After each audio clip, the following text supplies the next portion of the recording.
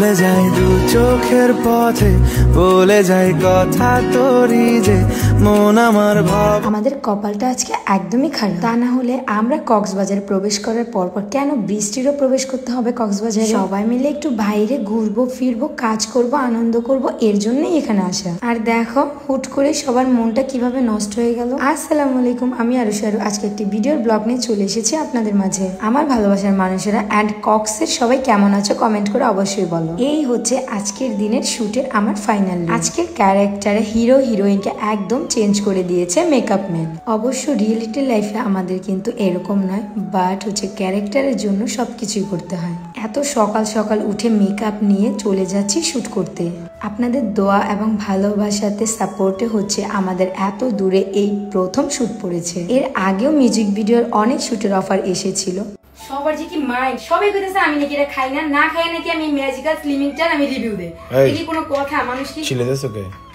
চিল্লাই না স্যার বাবা, সবার খালি একটাই মানে কমেন্ট আমার ভিডিওতে যে আমি নাকি ম্যাজিক্যাল স্লিমিংটা খাই না, আমি না খাই নাকি আমি রিভিউ দিতেছি, আমি কইতেছি আমি এত স্লিম। তবে আমি সিজারের পরে আমি এত স্লিম কিভাবে?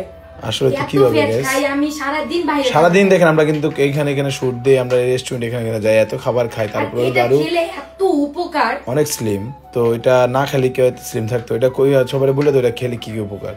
এটা খেলে মানে ইনস্ট্যান্ট একদম বডি শেপ করে আনে, অনেক ফ্যাট বার্ন করে, একদম স্লিম রাখে, গ্যাস্ট্রিকের সমস্যা যাদের আছে সেই সমস্যাগুলো দূর করে। তাই নাকি? এটা কই থেকে নিছো? এটা আমি নিছি হচ্ছে grow long hair oil paste. তাহলে পেস্টটা দেখা দাও, ভিজিট করলেই তোমরা দেখতে পারবা অনেক হাজার হাজার বেস্ট রিভিউ। আচ্ছা খায়া দেখা দাও সবাই। আমি খায়া এখন দেখাইতাছি, আর তোমাদের সুবিধার জন্য আমাদের পেজ টিকটকে মেনশন করে দেব, আর তাদের WhatsApp নাম্বারও ক্যাপশনে দিয়ে দেব। ওকে গাইস, এই দেখছেন খাইতেছে। বাট আমার মামাম ছোট ছিল বলে আমরা যাইনি, কেননা বাহিরে তো আর ডে বাই ডে শুট করা যায় না, মিনিমাম 2 দিন টাইম দিতে হয়। আর আমাদের শুটের জায়গা ছিল প্রথমত মিনি বান্দরবন। ওমা, যখন আমরা গিয়েছিলাম তখন একটা লোককেও দেখতে পাইনি। বাট যখনই আমাদের শুটের জন্য ক্যামেরা ওপেন হয়েছে, একজনের পর একজন মানুষ আসছিল অ্যান্ড হচ্ছে গাড়িও। ভাইরে ভাই, বৃষ্টি তো সারাদিন পড়েছিল, যখনই আমরা বাইরে বেরিয়েছিলাম রোদে একদম পুরো ছাই হয়ে যাচ্ছে, মনে হচ্ছিল যেন হুট করে তাপমাত্রা ডিগ্রি বেড়ে যায়। শোনো, তোমরা যতটা এনজয়, যতটা ইজিলি ভাবে তোমরা আমাদের একটা মিউজিক ভিডিও 3 মিনিটের হুট করে দেখে শেষ করে ফেলো,